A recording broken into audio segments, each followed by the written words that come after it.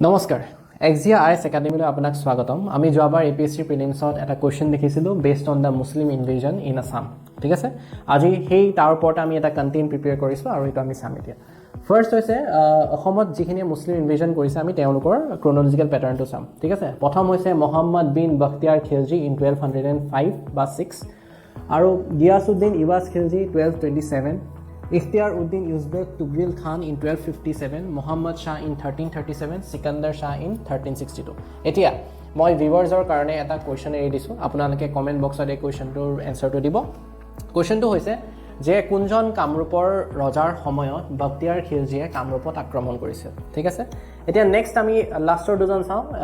ৰুকুনুদ্দিন বৰবক শাহে আক্ৰমণ কৰিছিল 1459 আৰু আলাউদ্দিন হুছেইন শাহে আক্ৰমণ কৰিছিল ইন 1498 এতিয়া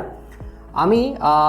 আপোনাক জনাওঁ যে এই যিটো ক্ৰনলজিকেল পেটাৰ্ণ হয় এই পেটাৰ্ণটো মনত থবৰ কাৰণে আমাৰ ওচৰত এটা ট্ৰিক আছে